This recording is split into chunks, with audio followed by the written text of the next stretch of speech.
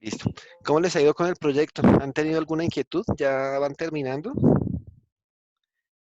Nos faltaba antes del proyecto era haber visto la parte de vigas y ya lo vimos. Entonces ya prácticamente tienen todos prácticamente diría yo, tienen todos los instrumentos, todas las herramientas para poder avanzar con el proyecto. De hecho, el que lo quiera ir entregando de una vez, pues vamos ganando mucho tiempo. Ingeniero, una pregunta. Entonces, Señor, ¿cómo podríamos sacar nuestras notas de corte? O sea, ¿cómo son los porcentajes ahí? tengo 3 notas de tareas que las computo y eso me da el 25% del corte. Perdón, el 15%, ¿sí? Y el Ajá, parcial me da el 20%. O sea, como ok, siempre, como lo hablamos al comienzo, tareas, quizzes y talleres son el 15% y el parcial es el 20%. listo. Ok.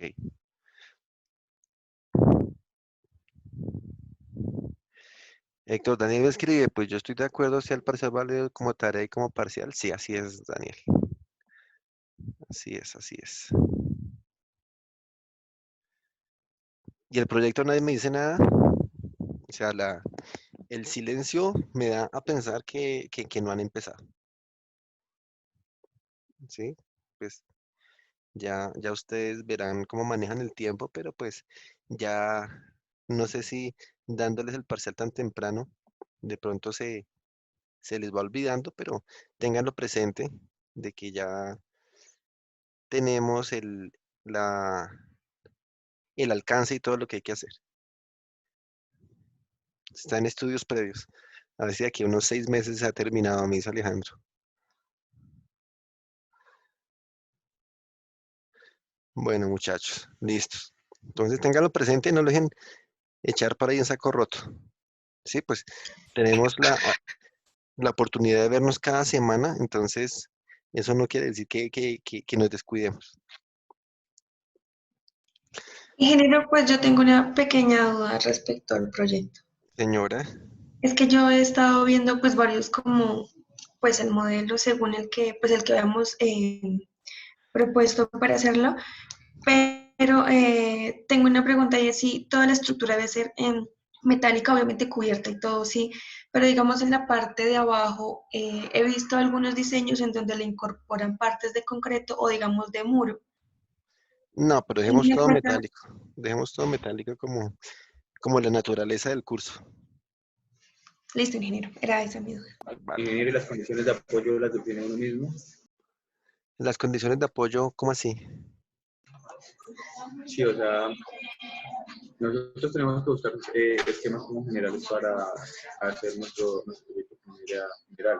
Sí. Pero los apoyos los definimos o tenemos que cumplir algún requisito. No, no, no. En particular, nada ninguna exigencia por parte del curso, ¿sí? Miren ustedes cómo van a hacer las conexiones. Miren ejemplos, miren en internet, miren fotos cómo son, como para que lo planteen, ¿cierto? Ya el diseño ustedes lo saben hacer de esas conexiones. Creo que van a ser conexiones articuladas, supongo, aunque no Hecho, muchas gracias. necesariamente, ¿sí? Busquen información en internet.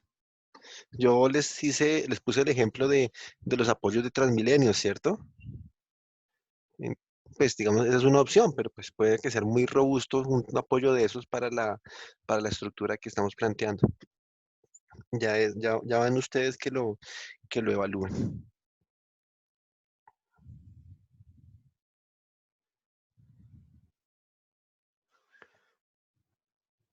¿Listos?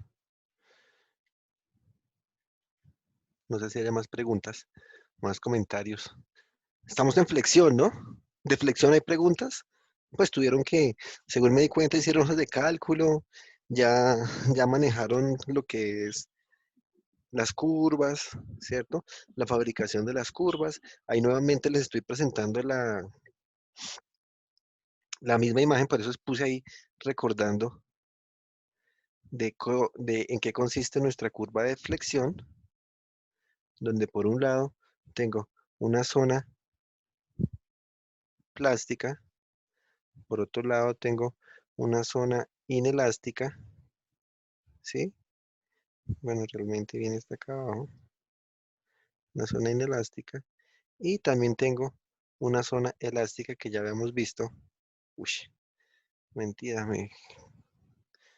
se me corrieron los límites. Se me fui por no era. Una zona inelástica que viene hasta LR, habíamos dicho. Y una zona elástica que va en adelante. ¿Sí? Que zona plástica, pues ya dijimos que tenemos un estado de esfuerzos de plastificación como tal, donde entra toda la sección de influencia, tengo un eje neutro, ¿cierto? Del eje neutro para arriba, teóricamente, todo va plastificado a compresión, del eje neutro hacia abajo, todo va plastificado a tensión, pensando que es una viga actuando a momento positivo, ¿cierto? O en sentido contrario, si es una viga que tiene un momento negativo. Ahí estoy invirtiendo los esfuerzos, que fueron uno de los comentarios que me hicieron en el transcurso de este tiempo de desarrollo de las actividades pendientes. Tenemos una zona elástica que ya sabemos que la flexión se puede ver como un par de tensión-compresión, donde la tensión no tiene problema, pero la compresión sí, ya como se estudió previamente, puede tener susceptibilidad al pandeo lateral, ¿cierto? Entonces, para evitar ese pandeo lateral, por eso tenemos el alma de la viga, que nos ayuda a restringir ese pandeo lateral. Pero a su vez, esa platina, ese patín, que puede llegar a estar sometido a pandeo lateral, se asocia el rango elástico de comportamiento de flexión y si así como tuvimos en compresión una carga crítica, aquí también en flexión vamos a tener un momento crítico asociado a la carga crítica de esa aleta en compresión. ¿Sí? Sabemos que eso lo hicimos por allá con la teoría de Euler, hablamos de columnas y demás. Bueno, en fin. Y tenemos una zona inelástica que está intermedia entre la elástica y la plástica, ¿cierto? Que básicamente es una curva de transición, una curva de interpolación lineal, donde llego del punto elástico de carga crítica, ubicado como LR, ¿cierto? Ubicado como LR, hasta un punto de LP, ¿cierto?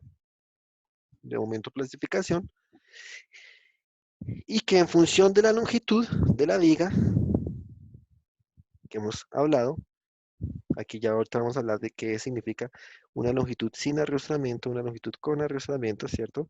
En función de la longitud de la viga, yo puedo caer en cualquier zona de la curva. Entonces, esta curva va a estar dibujada para un perfil, para una sección en particular, con un material en particular. ¿Sí? Entonces, si cambia el material, muy seguramente me cambian las condiciones de la figura de la gráfica, de la curva de capacidad de la viga, si cambio la sección también. Entonces, lo ideal es que ustedes tengan todo programado donde cambie la sección, cambie el material y pueda yo obtener mi curva de capacidad de cada uno de los elementos. Eso como resumen de lo que hicimos la sesión pasada. Obviamente, pues aquí que tenemos una ecuación para calcular este momento plástico hasta LR, que tenemos una ecuación para calcular este momento inelástico de entre LP y LR, y tengo una curva para calcular el momento elástico posterior o longitudes mayores a LR. Listo. No sé si hay dudas de eso. Creo que no, porque ya presentamos parcial y no deberían haber dudas. Pero si hay alguna aclaración, algún comentario, bueno saberlo. Ah, bueno, importante, que a esta curva solo podemos llegar a entrar cuando estamos garantizando que las secciones son compactas. Si tengo secciones no compactas o tengo secciones esbeltas, pues yo ya les indiqué a ustedes que tengo otros numerales en la norma que me conducen a esa revisión. Todos estos, ¿cierto? Con elementos alrededor de su eje menor, miembros con simetría doble, con alma esbelta. Ahí pueden entrar a buscar todas esas configuraciones y mirar a cuál se ajusta. Pero mi planteamiento general es que tengo una sección en I, con simetría doble y sea compacta. No sé si La revisaron mayoría la de los norma. casos los debe usar uno como cuando no tiene más materiales, ¿cierto? Porque la idea es manejar siempre con secciones. No, lo que pasa es que con una sección compacta tiene una mayor capacidad porque no tiene susceptibilidad al pandeo local, ¿sí? Así como el video que yo les indiqué la clase pasada, esas secciones donde las almas eran no compactas, pues aplicarle cargas de flexión se pandean.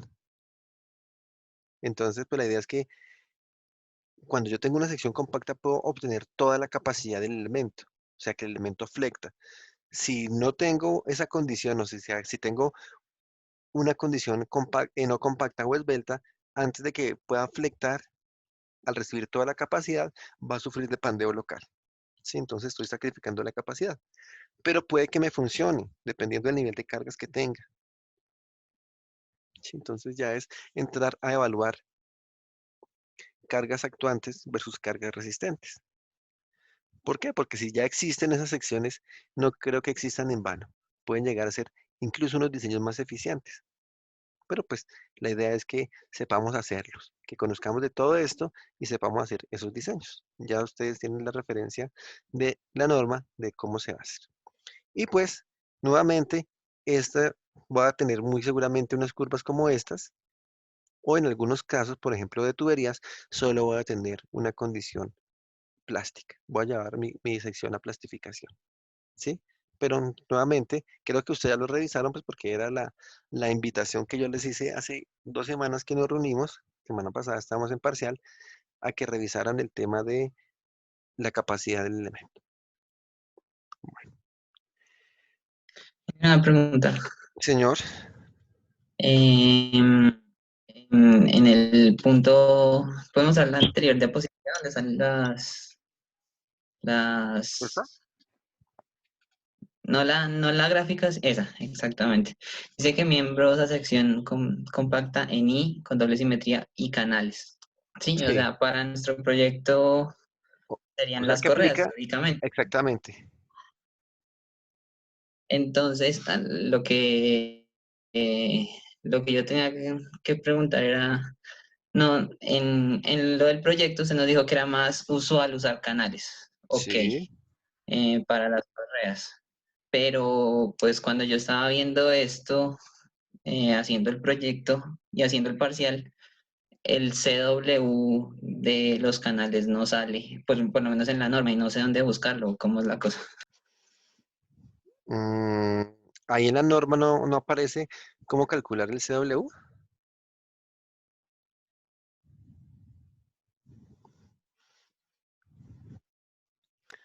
De tipo I, pero pues de tipo C no.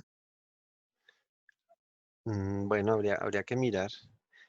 Habría que buscarlos, básicamente buscar unos catálogos que sean más completos. O eventualmente, si yo tengo por acá unos libros, de pronto en esos libros les podría hacer llegar ecuaciones para el cálculo del CW.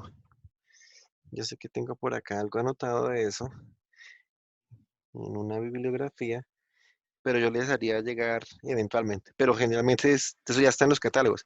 Si aparecen los libros es porque ya está en catálogos. ¿Eso qué es? Flexión. A ver si de pronto lo encuentro por aquí a la mano.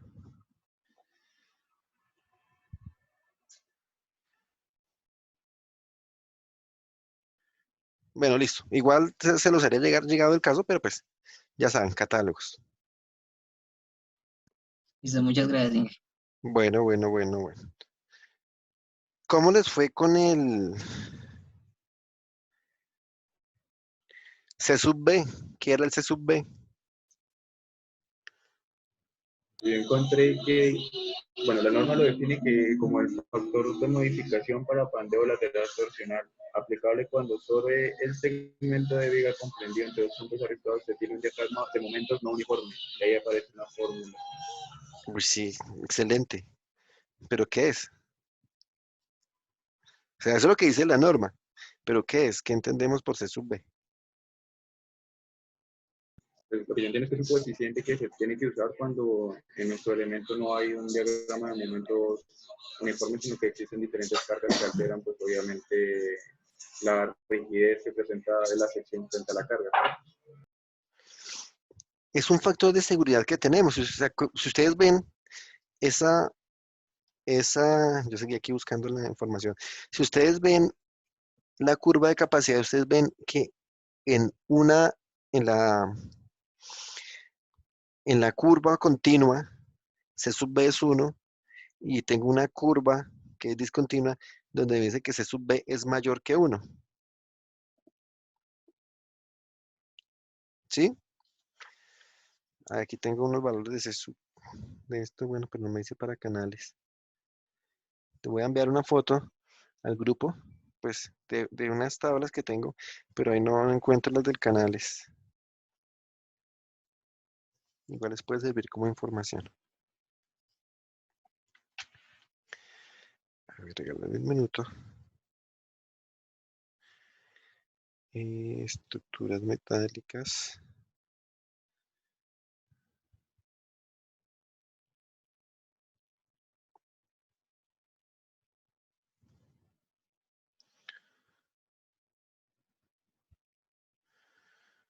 Son unas secciones poco convencionales, pero pues, de pronto para que los tengan como referencia.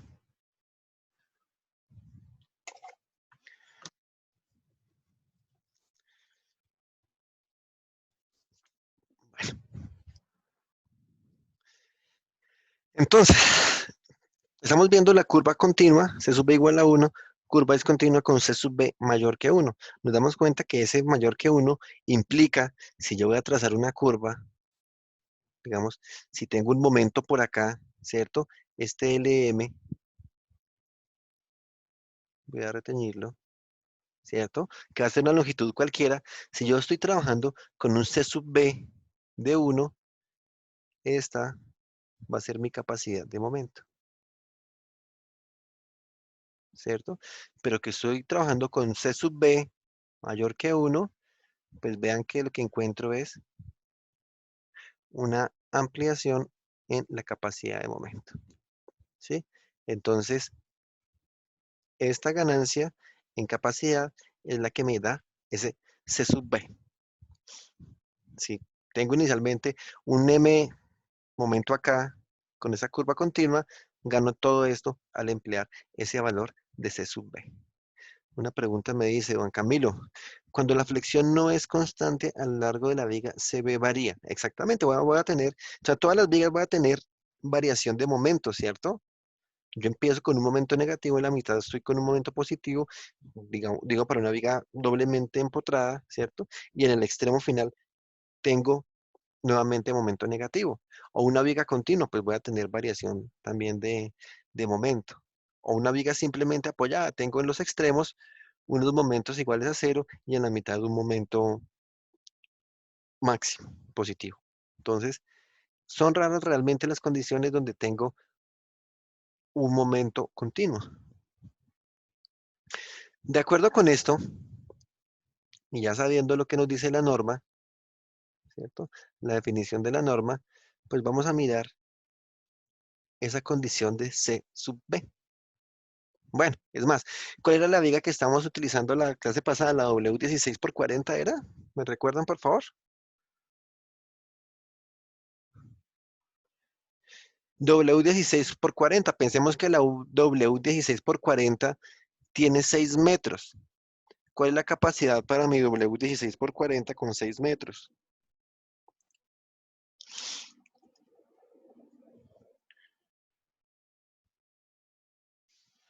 ¿Está en rango elástico o está en rango inelástico?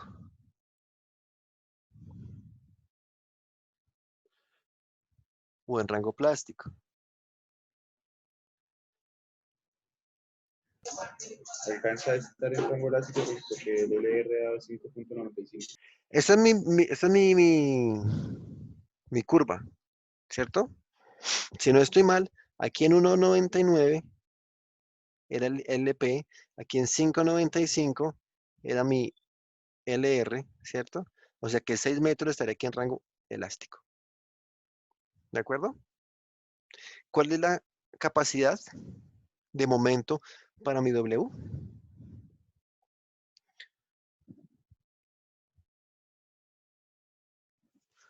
O sea, aquí en la curva, ¿cuánto me da? Ustedes tienen todo programado, ¿no? Y ese día hicimos el ejercicio. Para 6 metros es tanto, para 7, para 8, para 9, para 5, para 4. ¿No tienen por ahí en los apuntes?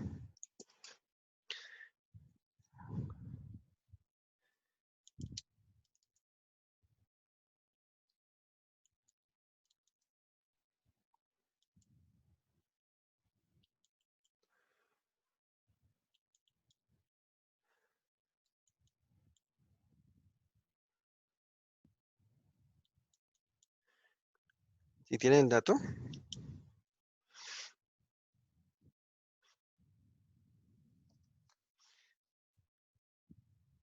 $165,1. Puede ser 165,1 kilonewton por metro, ¿sí?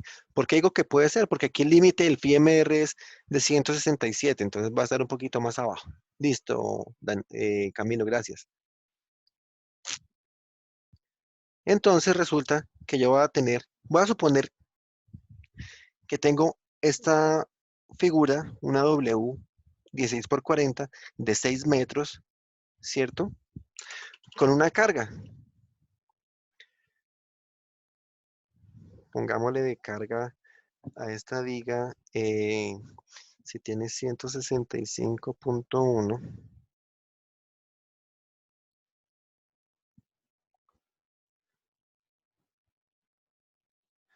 una carga de 110 kilonewtons. Bueno, 120 kilonewtons.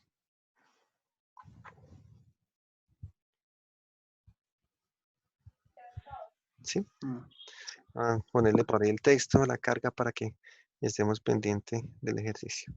Que esa carga va a decir que es igual 120 kilonewtons. Si la carga es de 120 kilonewtons, ¿de cuánto me da el momento? Entonces sabemos que una viga simplemente apoyada con una carga puntual, puedo calcular el momento máximo como P por L cuartos. Bueno, aquí la figura me dice que F, P por L cuartos, ¿cierto? ¿De cuánto me da ese momento? 180 kilonewton metro. ¿Sí a todos les da lo mismo?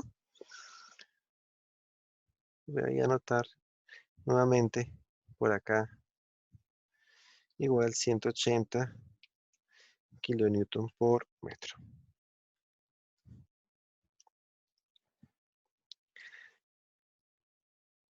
Si mi viga resiste 165 y yo le estoy poniendo una carga de 180, quiere decir que esa viga, para esa longitud, para esa carga, no está en capacidad de resistir, ¿verdad? O sea, que si yo hago el cociente 180 sobre 165, ¿cuánto me da?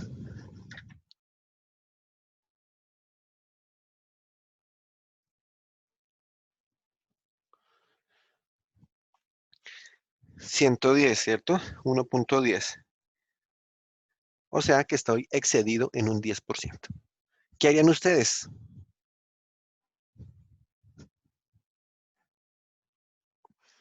¿Cambiamos de material? ¿Cambiar de sección? ¿O cambiar de material, sí o no?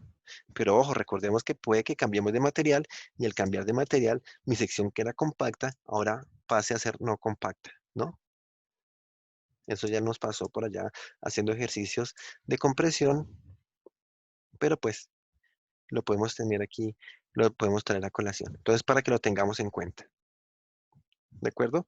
Entonces, por esa razón, nos va a aparecer el C sub B. Voy a hacer un corte, pues tengo 7 minutos y en 7 minutos no alcanzo a hacer la explicación, ¿cierto? Pues para que les quede en el video completa. Voy a cerrar la sesión y la vuelvo a abrir para que poder tener la explicación de largo. ¿Listos? Entonces ya nos vemos para no tener, para que no se nos pierda la información. Ya nos volvemos a conectar.